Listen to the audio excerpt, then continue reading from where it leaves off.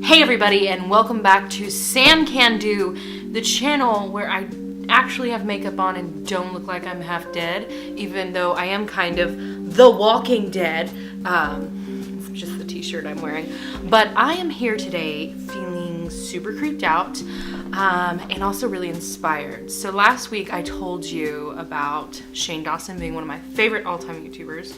But one thing that I love that he does is he has these conspiracy videos. I just like listening to conspiracy theories, even the most ridiculous ones, because it helps you to remember that you have to think outside the box. You have to not take everything for face value. Also, I have seen some messed up stuff in my job.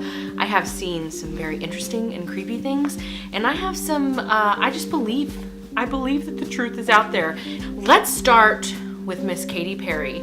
As we all know, Katy has been involved in some very interesting controversy, especially recently, and maybe you don't know what's happened, but it is pretty darn freaky. Tons of people have said that Katy Perry and many others are part of the Illuminati, quoting her saying she sold her soul to the devil.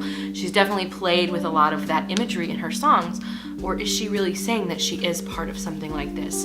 What we're here to talk about is Katy Perry purchasing a 8-acre, $15 million convent from these nuns in Los Angeles to be her home. Now, she purchased the home from the archdiocese who made the sale, but the nuns are fighting back along with other buyer, saying that they didn't have the right to sell that the nuns were the ones who should say, and then this other buyer would keep it as an open property. Anyway, so this is all happening while Katy Perry's making this $15 million purchase, which at first it's like, why a convent if you're not a Christian anymore?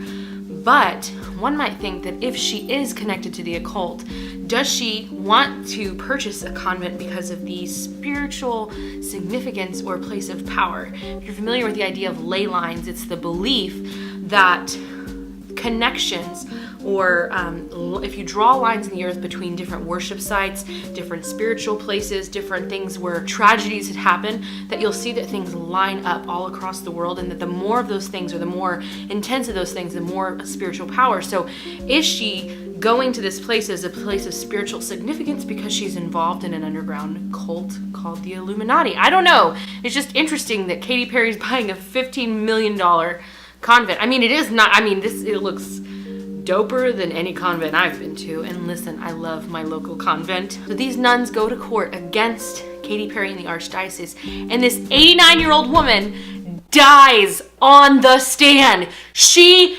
dies while testifying against Katy Perry. She doesn't get sick, go to the hospital. She dies right there. And it is just, what are the odds? What are the odds? And so not only does she die, but the nuns lose the case, and the people who are going against them and the bidder have to pay $15 million in punitive charges to Katy Perry for interfering with the sale. So not only did this nun die, but basically, minus legal fees, and I'm sure there was other fees involved, but basically she gets the money for the amount that she's paying in the first place. How creepy is that? And now, just saying, Katy Perry has a lot of very interesting music videos, but when I was looking back, knowing that someone gets on a stand and drops dead, let's take into account Dark Horse.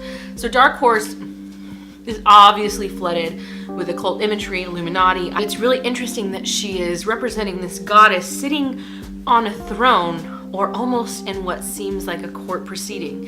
And these people are coming up to her, offering her gifts, and if she's not pleased, they end up dying, and she devours them. And now just reading some of the lyrics, like I said before, it was like, oh, it's about them bringing their heart and that she'll destroy them if they don't do right by her. But reading it now, it's super creepy. Allow me to cue extra creepy music. Stole that bit from Shane Dawson, as well as I steal everything. Please be my friend. Okay, I knew you were gonna come to me, and here you are, but you better choose carefully, because I am capable of anything and everything. You can make me your Aphrodite, you can make me your one and only, but don't make me your enemy. Don't make me your enemy. So you want to play with magic? You should know what you're falling for. Do you dare to do this? Because I'm coming at you like a dark horse, which dark horse means someone with a hidden agenda, someone with a hidden motive. Are you ready for a perfect storm? Because once you're mine, there's no going back. It's in the palm of your hand now, baby. Is it a yes or a no? Just no, maybe. Just be sure you give it all to me. That you give it all to me. Oh my gosh. She's saying, like, don't mess with me because there's no coming back. And make sure you give me what I'm wanting. And it's just so creepy. And then, not only that, watching Bon Appetit, where all these people are coming after her. She's talking about like a sexual liberation thing where, you know, she's like, I'm a buffet that's open. But also, these people are coming after her, preying on her, using her, and then she shows them devouring a pie made of her enemies. It's just super creepy. I'm just saying, you can say that she's not in the Illuminati, whatever, but a nun died on the stand trying to confront her, and that's pretty crazy. I'm just not gonna go to her concert. At least I'm gonna, if she tries to buy my house, I'm just gonna let her get the hell out of town. Seems like there's a lot of interesting things that happen in Los Angeles. I like LA. On December 22nd of 2017, this is kind of older, but it's still important because I think that people just let this pass by without freaking the heck out, because I was freaking out. If you were on social media, you saw this image of this rocket going over Los Angeles and people saying, what is going on? What is happening? And now there's a few reasons why this is super strange. The cover story, or maybe the story that's true if you believe everything that they tell you on the TV, is that the SpaceX launch of a satellite, the Falcon 9 satellite, where they successfully put 10 satellites into orbit. Yeah, I don't know. But the thing is like anytime there's a meteor shower, I hear tweets and texts and Facebook and all this stuff about it. Anytime the moon is gonna be like extra bright, oh, it's a harvest moon, it's a blue moon, it's a blood moon, there's so much buzz about it. If there was gonna be a squid-shaped explosion in the sky, don't you think people would say, oh my gosh, watch out for LA, there's gonna be this amazing launch? And if everything was so normal, why didn't we hear about it beforehand? And if you did hear about it, I have some thoughts. When you look at this footage, there is a lot that is happening. First, you have this bell shape, the front of the satellite where you kind of see the driving force, and then you see this rotating piece behind it, which some say is that part of the thing that comes off and that pushes it in, that it falls off so it can go out into the outer atmosphere. I'm very smart. My dad worked at NASA. But all around this, not including the airplane, I'm not an idiot, there are orbs all over this thing. And you might say, well, duh, Sam, these orbs are satellites that are being dropped. No, this orb came from the ground and went straight through the tail of this thing. You don't believe me? Look at this video.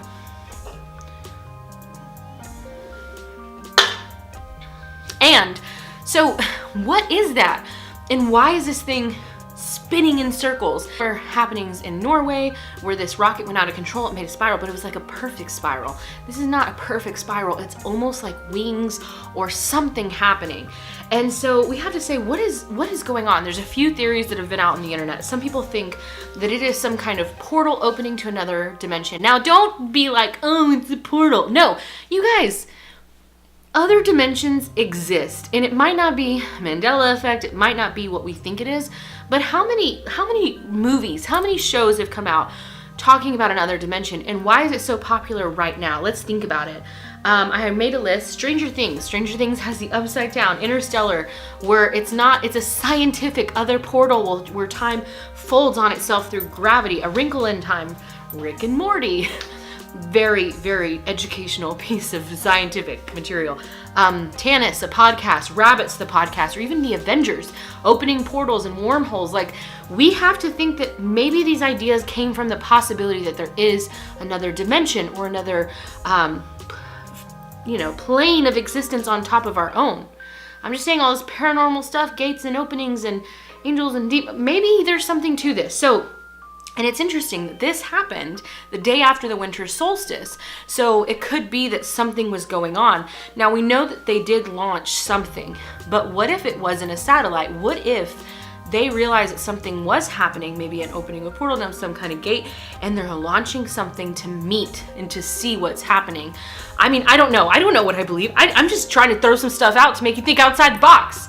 But it's freaky. It is freaky because not only that, Russia and Japan, within 48 hours of the SpaceX Falcon 9, had similar missiles going into the sky, making similar images. But who said anything about it?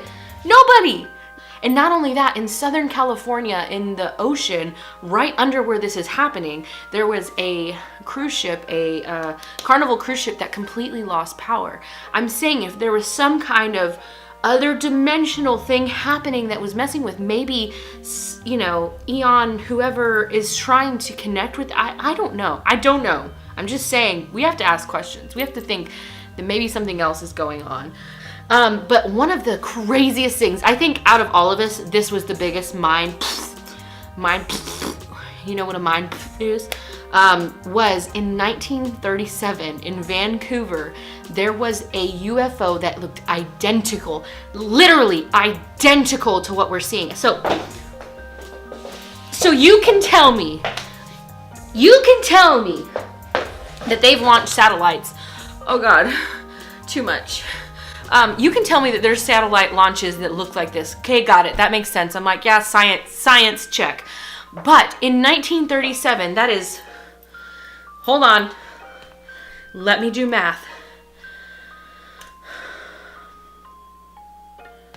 This is 24 years before the first ever launch into space, before the USSR first put anything outside of our Earth's atmosphere. What the heck? And now you might say, well, what if someone photoshopped the image? But how would someone in 1937 correct a photo in order to make it look like a satellite launch that's gonna happen in 2017, the day after the winter solstice? Doesn't make any sense! It does not make any sense.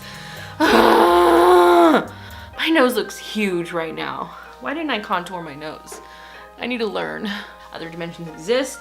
People are shooting stuff into space. Don't believe everything you read. You better check it twice. You better check it twice. Anyway, and you know what else is happening in Los Angeles? Shane Dawson is happening in Los Angeles. And Shane Dawson, you are the conspiracy queen. You are. And maybe if I hate on you, you'll buy me a car, because your hater, who was a hater, now works for you, but I really love you. But maybe if I hate on you, tell everyone you're a cannibal, you will let me in your squad. Okay, so I'm just saying Shane Dawson makes all these conspiracy videos saying who's in the Illuminati and who's not. But at his first chance at signing a document to say he's part of the Illuminati, he does, and he makes a mockery of the entire thing. We are joining the Illuminati. That's impossible. No, it's not. I found a website. So, how am I supposed to believe Shane Dawson when he brings up a little company called Soylent? So we're gonna come back to Shane Dawson in just a minute. We're gonna talk about who Soylent is and what the heck they're doing in the food industry. So Soylent, the company, is started by this guy named Robert Reinhardt, which, why does that sound so familiar? Is there someone famous that I'm not thinking of that sounds like? Anyway, Robert Reinhardt, who is an electrical engineer who has creeper face. And when I say creeper face, it's when you see someone and you're like, yeah, there's something wrong. You just get the, he has creeper face. And that's not rude, that's just discernment. So I found this interview of him with Neil deGrasse. Yeah, it's just super weird. And so the first thing I thought of when I heard of Soylent was, of course, Soylent Green, which if you're not familiar with Soylent Green, this. You tell everybody. Listen to me, Hatcher. You gotta tell them Soylent Green is people! We've gotta stop them somehow! Which is the story of the time in the world where there's overpopulation, there's not enough food supply, and so they take dead people and turn them into food. And there's different kinds of Soylent, but Soylent Green was made from people. It was made from people. And so I just thought, oh, he named it Soylent. He was thinking of soy. He was calling it soy. I was like, surely he's not naming his company after a cannibal sci-fi movie. A cannibal sci-fi movie. But in an interview, he asked him, he looks at him with his Neil face, and he says, so, did you take inspiration from, because what I thought of when I heard your name? And he was like, absolutely. I think just listen to him yourself. You're too young to remember the original reference. I'm a huge fan of the movie and the book. Soylent Green. Soylent Green. Keeping that science aspect and that science fiction aspect is very important to me, because when you think of Soylent Green in the book, Make Room, that's a very real problem about population growth and burdening the Earth's resources. You know, I think we need to take these problems very seriously. He is looking at the Earth's resources and how humans have done all this stuff and how food is not necessary. And he says now on the new advertisements that it's not meant to replace food altogether. But in the beginning, his original vision was that food was a waste of time, that ingredients were disgusting, that we would eat. He's like, I don't understand being a 21st century person and eating a rutabaga. Like, what is like man-made about that? Why aren't we above that now? I have a very strong memory of when I was very young, I think 6 or something, and then I was eating lettuce or kale or something, and I remember thinking it was very strange that I would like eat leaves. A lot of people see food as this essential, you know, sacred, unchanging thing, but I don't think that's really based in evidence. I don't think it's right to really think that just because something comes from nature, it's going to be the best. And I'm like, dude, vegetables are good for you. It's okay. Or like King Curtis would say, bacon is good for me. You know, bacon. Sorry if you're vegan, I'm sorry. Not only that, he has these videos in order to brainwash us to think that breakfast burritos are not delicious and wonderful. This video about breakfast burritos. As a Latina woman in America, I'm offended. Breakfast burrito. What you eat for breakfast says a lot about you. Eating a breakfast burrito says you like mysteries. Could be anything in there. When were those eggs scrambled? When was the cheese purchased? When was that meat cooked? It's a mystery. Like, the is happening? Because number one, breakfast burritos are delicious. You cook the eggs that morning, and how did you get Poppy to do your video? Poppy, what are you doing with Soylent, and how did you get that brand deal? I'm not an occult. And why are you trying to convince me that breakfast burritos are evil? Look at this one about avocado toast. Like, avocado toast. Just simple ingredients. Simple foods for a simple life. I like to take photos of my breakfast to share with strangers online. There's nothing wrong with that. I could have bought breakfast for me and a stranger, but I bought this instead. For me. Now I can't afford lunch. Where are you buying avocado toast that you cannot afford lunch? Tomorrow I will be taking a photo of ramen noodles instead. Creepy, creepy, creepy, and I don't like it, and food is great, and you are evil. So basically what he does is he takes soy and no animal-based. If you don't think humans are animals, then maybe it's still vegan. He takes no animal-based products to have a molecular structure of food. It's so creepy, and you know what? He talks about having to remove the flavor of all of those pieces of food so that he can make a base level drink. So he doesn't even want to have flavor involved, but I'm like, remove the flavor. I thought this was from soy and all this stuff that doesn't have any flavor. But what if he has to remove the flavor from human flesh? Ugh. Ugh. I'm just saying, Soylent may be people. And coming back to Shane Dawson who has claimed he's not part of the Illuminati, but he makes tons of money off of their imagery on Amazon.com/Shane. All of his pop sockets and his t-shirts have the Illuminati symbol. I've actually wanted to buy Shane Dawson merch, but I don't want to walk around. If you know what I would do if I walked around my church in an Illuminati shirt, someone would be casting devils out of me like that. And you know what? YouTube might get me, so thanks for keeping on the watch, sisterhood. Thanks for keeping on the watch.